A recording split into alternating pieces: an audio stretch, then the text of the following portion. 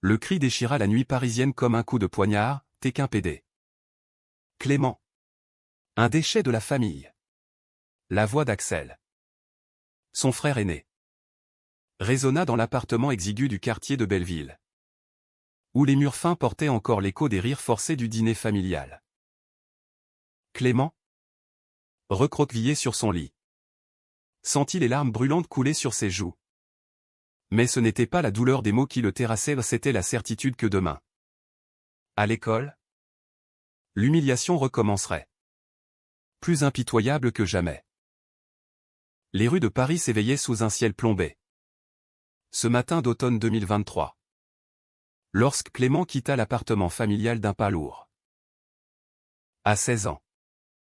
Il portait déjà le poids d'un secret qui le rongeait comme une ombre insidieuse, son orientation sexuelle. Ce fil invisible qui le liait à un monde de désirs qu'il n'osait nommer. Axel, son frère de 22 ans, l'avait surpris des mois plus tôt. Fouillant dans son téléphone. Découvrant ses messages anodins échangés avec un garçon de sa classe. Depuis, l'enfer s'était déchaîné. Axel, ce colosse aux épaules larges et au regard d'acier. Forgé par les rues rudes de Belleville et les frustrations d'une vie d'ouvrier précaire, avait transformé leur fraternité en champ de bataille. T'es une honte pour maman et papa. Grognait-il souvent. Les poings serrés. Comme si la rage pouvait effacer ce qu'il percevait comme une tache indélébile sur l'honneur familial. Clément marchait vite, son sac à dos cognant contre ses côtes frêles, évitant les regards des passants qui se hâtaient vers le métro. Le lycée Henri IV, niché au cœur du Marais, n'était pas un havre de paix. C'était un théâtre où les murmures devenaient cris, où les secrets se monnayaient comme de la marchandise. À peine avait-il franchi les grilles que les premiers rires fusèrent. Discrets mais acérés. Et le PD arrive, lança un garçon de terminale. Un sourire carnassier aux lèvres. Clément baissa la tête, feignant l'indifférence. Mais son cœur battait la chamade. Comment avait-il su? Axel. Bien sûr. Son frère avait dû cracher le morceau. Peut-être pour se venger d'une dispute banale. Ou simplement pour soulager son propre malaise. Les harcèlements étaient devenus rituels, des bousculades dans les couloirs. Des graffitis sur son casier, Clémensus. Tracés en feutre indélébile. Et ces soirées où les SMS anonymes pleuvaient. Promettant la mort ou pire. Ce jour-là. La leçon d'histoire se déroulait dans une salle aux murs jaunis par le temps. Où le professeur, un homme voûté aux lunettes épaisses, dissertait sur la Révolution française avec une passion fanatique. Clément s'était assis au fond, près de la fenêtre, espérant se fondre dans le paysage des toits parisiens. Mais Axel n'était pas le seul bourreau. Il y avait Lucas, le leader de la bande, un footballeur aux cheveux blonds et au charisme toxique, qui avait transformé le harcèlement en jeu collectif. Regardez-le. Il bande pour Robespierre, murmura Lucas à ses acolytes, déclenchant une vague de ricanements étouffés. Le professeur fronça les sourcils mais ne dit rien. À Henri IV, on tolérait les ombres pour ne pas troubler l'harmonie des élites. La pause déjeuner fut le point de rupture. Dans la cour pavée, entourée de haies taillées, Clément s'était isolé sous un arbre centenaire, mordillant un sandwich au jambon fade. Soudain, une ombre le recouvrit. Lucas, flanqué de 2 sbires, le toisa de haut. T'as oublié ton maquillage aujourd'hui. Princesse? Ricana-t-il, arrachant le sandwich des mains tremblantes de Clément pour le piétiner. Les rires fusèrent, attirant une petite foule. Clément sentit la bile monter dans sa gorge. Mais il ravala ses larmes. Laisse-moi tranquille, murmura-t-il, la voix brisée. Lucas s'approcha, Son souffle chaud contre son oreille, ou quoi? Tu vas appeler ton petit copain imaginaire. La foule hurla de joie. C'est alors que la porte de la cour s'ouvrit avec un grincement sinistre. Le proviseur, alerté par un élève bien intentionné, surgit, dispersant l'attroupement d'un regard sévère. Mais le mal était fait. Clément rentra chez lui ce soir-là. Le corps endolori. L'âme en miettes. À la maison. L'appartement puait la cigarette froide et le regret. Leur mère, une femme usée par les horaires de caissière au Monoprix, somnolait devant la télé diffusant un feuilleton mièvre. Le père, parti depuis des lustres pour une vie meilleure en province, n'était qu'un fantôme dans les conversations. Axel était là, affalé sur le canapé, une bière à la main, les yeux rivés sur un match de foot. Il leva à peine le regard quand Clément entra. T'as l'air d'un rat crevé. Frangin. Encore pleurniché à l'école? Lança-t-il d'un ton moqueur. Clément explosa. Les mots jaillissant comme un torrent, c'est ta faute? Axel. T'as tout raconté. Hein? T'as pas pu te taire. Son frère se redressa lentement. Une lueur mauvaise dans les prunelles. Et alors? T'es gay. C'est ça? Un vrai problème pour la famille. Maman mérite pas ça. Il se leva, dominant Clément de sa stature imposante, et le poussa violemment contre le mur. La tête de Clément heurta le plâtre avec un bruit sourd. Mais il ne cria pas. Pas cette fois. Il se contenta de fixer son frère, les yeux emplis d'une haine naissante. Mélange de peur et de défi. Les jours suivants s'étirèrent en une litanie de souffrances. À l'école, les insultes s'amplifièrent, des photos truquées circulaient sur les réseaux, montrant Clément en train d'embrasser un garçon photoshopé. Les professeurs, prudents, organisaient des ateliers de tolérance qui sonnaient creux, comme des pansements sur une plaie gangrenée. Chez lui, Axel variait les plaisirs, des portes claquées, des objets jetés, des silences pesants qui valaient tous les coups. Clément se réfugia dans les livres. Ces refuges de papier où les héros trouvaient toujours une issue. Il dévorait Proust dans sa chambre exiguë, imaginant un monde où l'amour n'était pas un crime. Mais la réalité le rattrapait. Impitoyable. Un soir de novembre, pluvieux et froid, Clément craqua. Assis sur le bord de la Seine, près du pont des Arts, il contemplait les cadenas d'amour rouillés, ces symboles d'éternité moqués par le temps. Les larmes coulaient librement, se mêlant à la pluie. Pourquoi moi, murmura-t-il au vent. C'est là qu'il le vit pour la première fois, un garçon aux cheveux noirs en bataille, adossé à la rambarde, un carnet de croquis à la main. Il dessinait la cathédrale Notre-Dame, silhouette gothique blessée par l'incendie récent. Leurs regards se croisèrent. Et dans les yeux verts de l'inconnu, Clément lut une compréhension muette.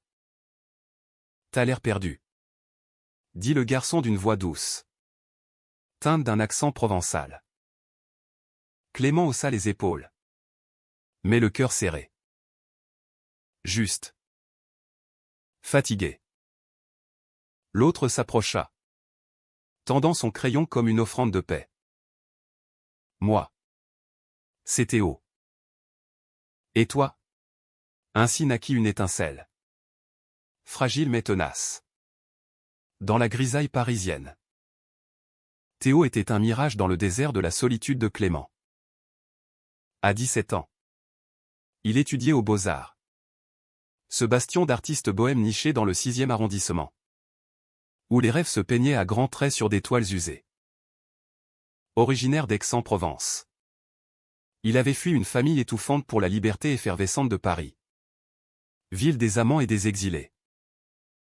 Leur rencontre devint rituelle, après les cours, Clément filait vers le Louvre, où Théo esquissait les statues antiques sous les voûtes Renaissance. Les marbres ne jugent pas, expliquait Théo avec un sourire en coin. Ses doigts tachés de fusain effleurant parfois l'épaule de Clément, envoyant des frissons électriques le long de son échine. Pour la première fois, Clément osa parler. Sous les arcades du Palais Royal. Par un après-midi ensoleillé où les feuilles d'or des fontaines scintillaient. Il confia tout, les insultes d'Axel, les moqueries à l'école, cette sensation d'être un paria dans sa propre peau. Théo écouta sans interrompre. Ses yeux verts comme des émeraudes polies absorbant chaque mot. L'amour n'est pas une faute, Clément. C'est une révolution, murmura-t-il enfin, posant une main sur la sienne. Ce contact, si simple, fut une épiphanie. Clément sentit son corps s'éveiller. Non plus dans la honte, mais dans une tendresse infinie. Ils s'embrassèrent ce jour-là. Un baiser timide sous les jets d'eau. Goût de miel et de sel, tandis que les pigeons s'envolaient en nuées surprises. Mais Paris, cette belle indifférente, n'était pas un cocon. À l'école, Lucas avait escaladé les sommets de la cruauté. Lors d'une fête d'Halloween organisée dans la salle polyvalente du lycée. Déguisé en forêt enchantée avec des guirlandes de lumière tamisées. Il piégea Clément. Invité par une ruse info message de Théo, Clément arriva en jean banal, se sentant déjà hors lieu parmi les costumes extravagants. Soudain, les lumières s'éteignirent. Et une voix amplifiée retentit, « Mesdames et messieurs. Voici le clou du spectacle, le coming out forcé de notre PD en chef. » Un projecteur braqué sur lui. Clément se figea alors que des images défilaient sur un écran improvisé, des montages vulgaires. Volés de son téléphone. Le montrant dans des poses suggestives. La foule hurla. Un mélange de rire et de hoquet choqué. Clément, paralysé, sentit le sol se dérober. Il s'enfuit en courant, traversant la nuit parisienne, les larmes brouillant les néons de la Bastille. Théo le trouva effondré sur un banc près de la place des Vosges, les épaules secouées de sanglots. Sans un mot, il l'enlaça, son manteau de laine grise enveloppant le corps frêle de Clément comme un bouclier. « Ils ne te briseront pas, » chuchota-t-il, ses lèvres effleurant le front moite.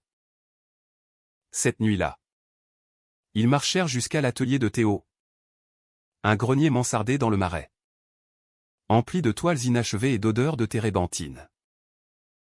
Pour la première fois, Clément se déshabilla non pas par peur, mais par désir. Leurs corps s'entrelacèrent dans la lueur d'une lampe à huile. Un balai lent et fiévreux où chaque caresse effaçait un peu plus les stigmates de la journée.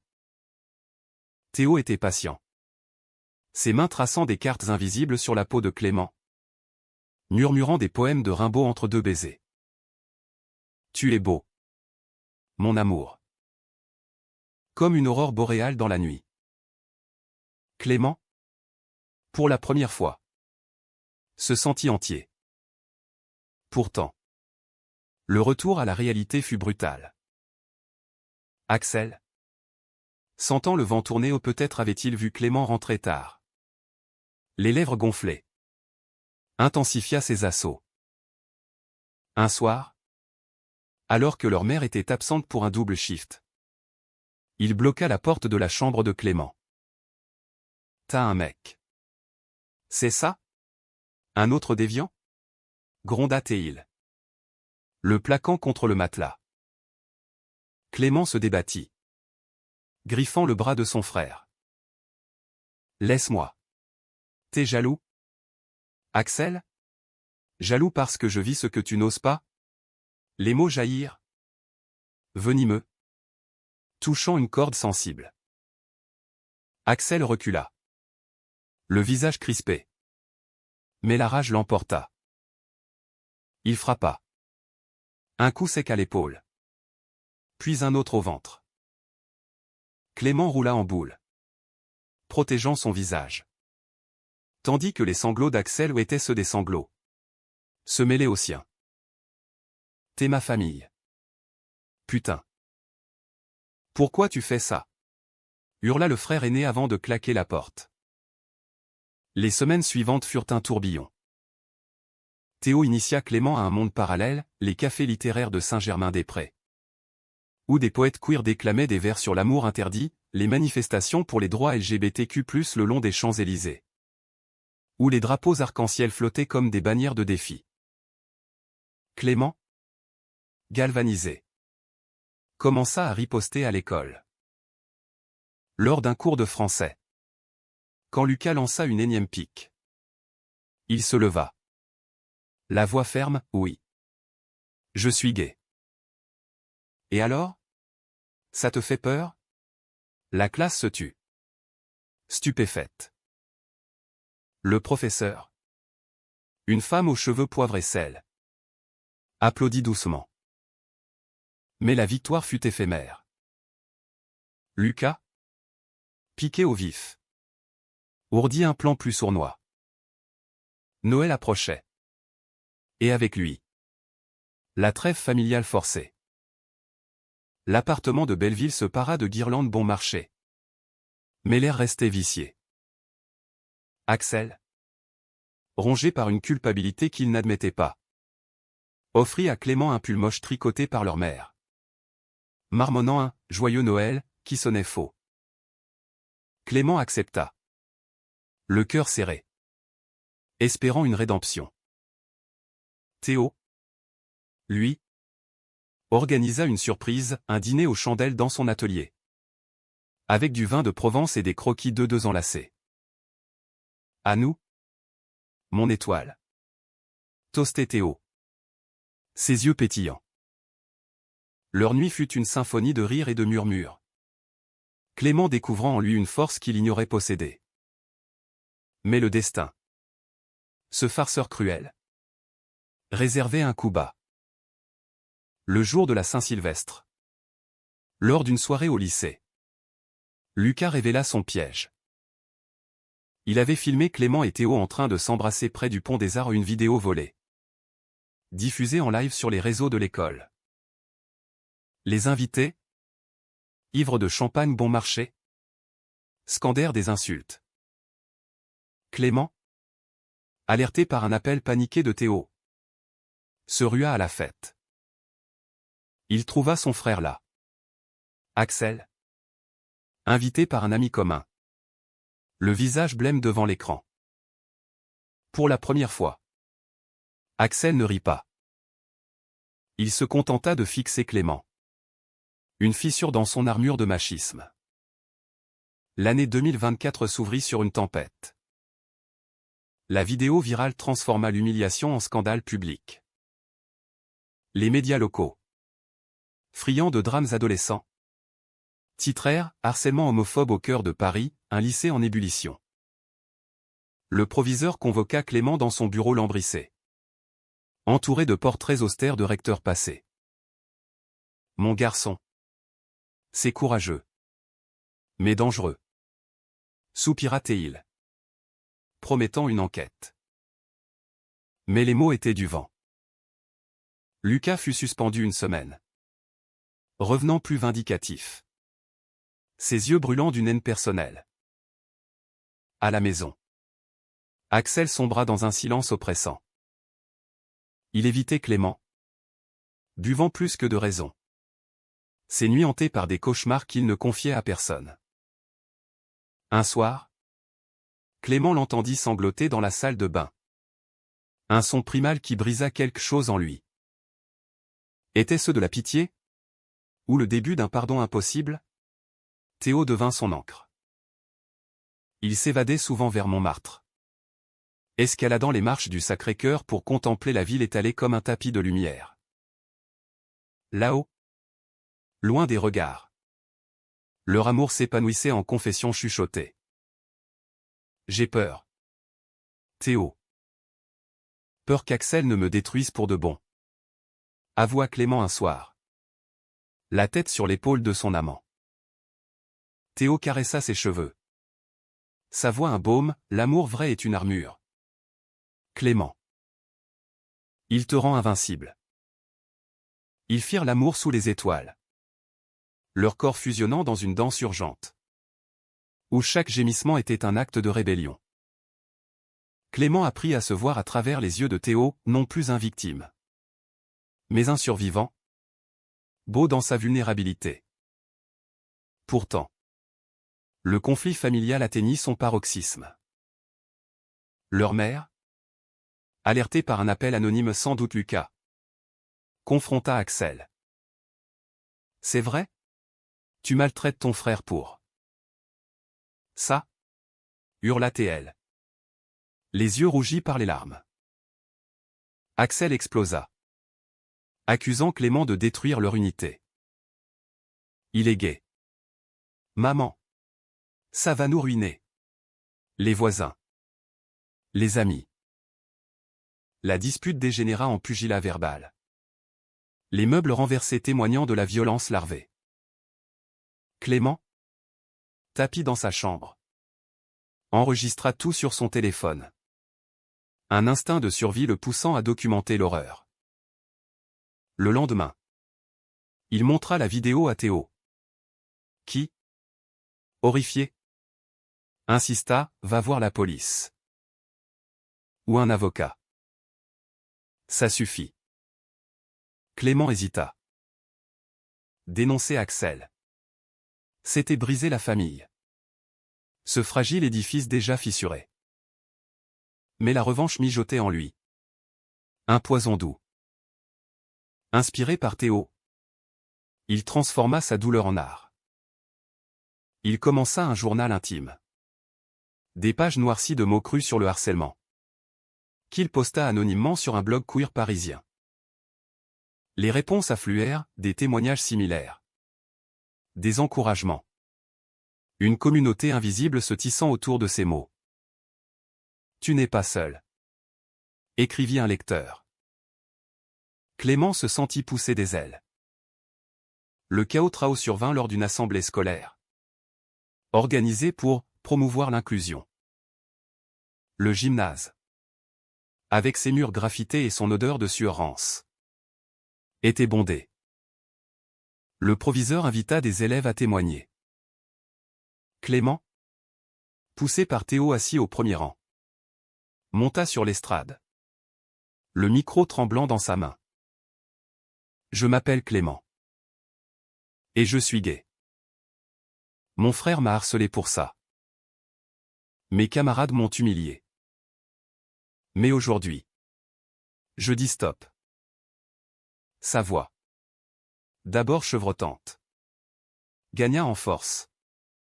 Déversant les détails crus, les coups, les insultes, la vidéo. La salle se figea. Puis des applaudissements sporadiques éclatèrent. Lucas, au fond, blêmi, son empire de moquerie s'effondrant.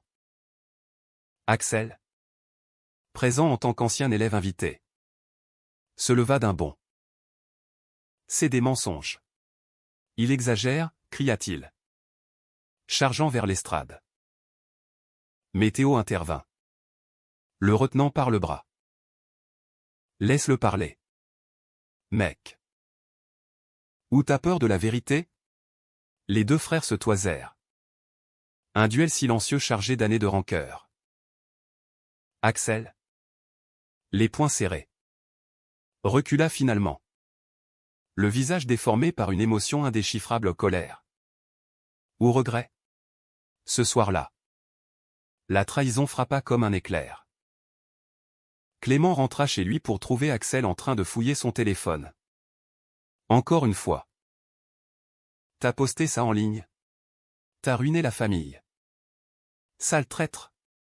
Rugit-il, brisant l'écran contre le mur.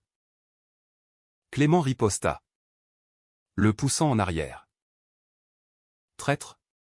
C'est toi qui m'as vendu à tout le monde. Pour ton ego pourri. La bagarre éclata.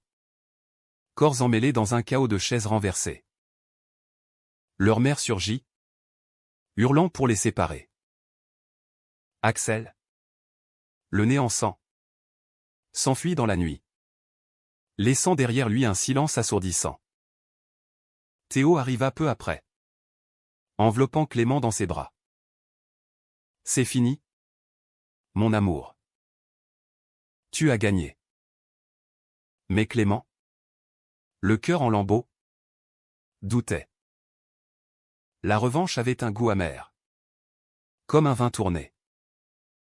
Allongés sur le lit défait, ils se levèrent l'un contre l'autre, leur souffle synchronisé.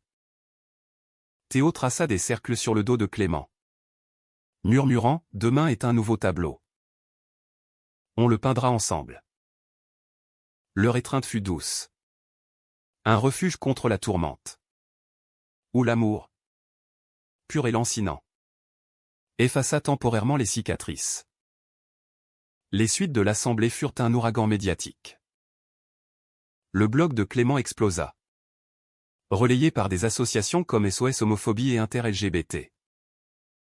Des interviews s'enchaînèrent, France Inter, Le Monde, même un spot sur France 2 où Clément, les yeux cernés mais la voix assurée, raconta son calvaire. Ce n'est pas juste mon histoire. C'est celle de milliers d'ados queer en France, déclara-t-il, provoquant un tollé national. Lucas fut expulsé du lycée. Sa famille contrainte à des excuses publiques.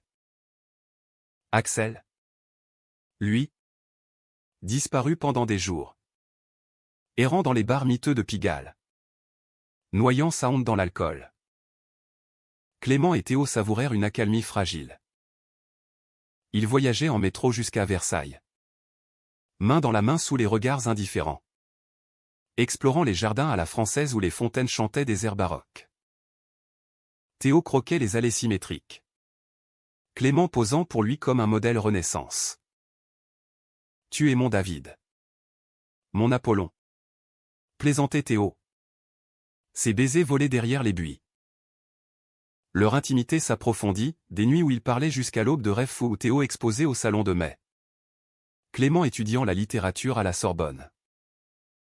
L'amour les rendait audacieux, Clément tatoua un arc-en-ciel discret sur son poignet. Un serment muet. Mais la trahison d'Axel n'était pas close. Il revint un soir de février, trempé par une averse, frappant à la porte à 3 heures du matin. Clément, tiré du sommeil par Théo, hésita avant d'ouvrir. Son frère, le visage ravagé par la barbe et les cernes, murmura « Pardonne-moi. J'ai merdé. » Les mots étaient gauches, mais sincères. Axel avoua tout, sa propre confusion. Ses attirances refoulées pour un collègue de chantier qu'il n'avait jamais osé explorer. La peur viscérale de ressembler à Clément. J'étais en colère contre moi. Pas contre toi. Clément, le cœur déchiré, l'écouta des heures, alternant entre rage et compassion. Théo, sage, suggéra une thérapie familiale. Leur mère, émue, organisa une séance avec un psychologue du quartier. Les sessions furent un purgatoire. Dans le cabinet au mur beige, Axel pleura pour la première fois devant Clément, confessant les abus subis dans leur enfance par un père absent mais tyrannique. J'ai cru que te briser me rendrait fort. Clément, à son tour, libéra sa douleur, les mots coulant comme un fleuve en crue. Lentement, une fissure s'ouvrit vers la guérison. Axel commença à changer, il rangea ses préjugés comme des vieux vêtements, s'excusant publiquement sur le blog de Clément. Je suis fier de mon frère. Il m'a sauvé. Pourtant, le drame culmina lors d'une manifestation massive place de la République pour les droits trans et queer. Clément et Théo marchaient en tête, banderole arc-en-ciel en main, scandant « Amour libre ». La foule était électrique. Mais des contre-manifestants Visage masqué. Chargèrent. Une pierre vola, heurtant Théo à l'épaule. Il tomba, le sang coulant d'une entaille superficielle. Clément, paniqué, le traîna à l'abri derrière un camion de CRS. « Reste avec moi, supplia-t-il, pressant son écharpe contre la plaie. Théo, pâle mais souriant, murmura, c'est rien. Mon héros. Pour toi. Je me battrai contre le monde. Axel, alerté par un appel, surgit au milieu du chaos. Pour la première fois, il se plaça aux côtés de Clément, formant un rempart humain contre les assaillants. Un coup de matraque le frappa au bras. Mais il tint bon. Hurlant, « Laissez mon frère tranquille !» La police dispersa la mêlée. Et les 3 frères et amants atterrirent à l'hôpital Cochin, entassés dans une salle d'attente au néon cru. Théo fut pansé. Axel plâtré. Et Clément, indemne physiquement, soigna les âmes. Merci, Axel. T'as été là. Son frère, les yeux humides, serra sa main, c'est moi qui te dois tout. Cette nuit-là, dans la chambre d'hôpital de Théo, Clément veilla, tenant sa main. Leur baiser, quand Théo s'éveilla, fut un saut sur leur lien indéfectible. L'amour, éprouvé par le feu, en sortit plus pur. Un phare dans la nuit parisienne. Le printemps 2024 fleurit en rédemption. Clément, fort de son témoignage, fut invité à un TEDx à la Sorbonne, où il captiva une salle comble avec son récit, de la honte à la lumière survivre à l'homophobie familiale. Théo filma l'événement, fier comme un Pexao, ses yeux brillants d'admiration. Axel assista, anonyme dans la foule, et vint backstage après, un bouquet de mimosa à la main. T'es incroyable, frangin. Leur étreinte, maladroite mais vraie. C'est là une fraternité renaissante. Axel entama une thérapie personnelle, explorant ses propres ombres, et trouva même un petit ami lors d'un groupe de soutien pour hommes queer hétéro-curieux. La famille. Recomposée. Dîna un soir aux zincs du comptoir, riant de souvenirs anodins. La mer rayonnante pour la première fois depuis des années. Clément et Théo. S'épanouir en tandem. L'été les trouva en Provence, chez les parents de Théo, dans une bastide aux volets bleus entourée de lavande. Ils peignirent, firent l'amour sous les oliviers, marchèrent nus dans les collines. Ici, on est libre, soupirait Clément, la tête sur le torse allé de Théo. Leur romance, autrefois clandestine, devint une évidence. Un poème vivant gravé dans la chair. De retour à Paris, ils emménagèrent dans un studio du Marais, mur couvert de croquis et de livres, où l'amour se déclinait en 1000 nuances, un café partagé au lever du soleil. Une dispute futile sur le dernier croissant. Une nuit où Théo confia son rêve d'exposition, Clément promettant d'être son muse éternelle. La revanche de Clément n'était pas vengeance, mais renaissance. Il fonda un club queer au lycée, Arc-en-Ciel Henri IV, où les ados brisés trouvaient voix.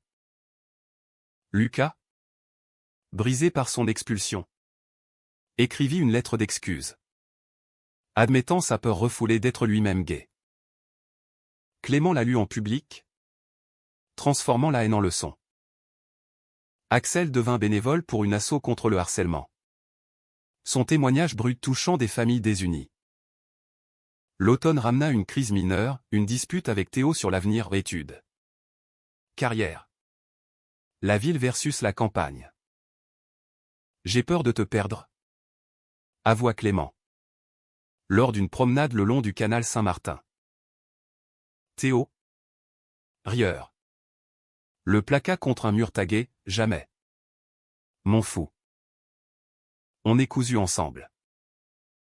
Leur réconciliation fut ardente. Un feu qui consuma les doutes.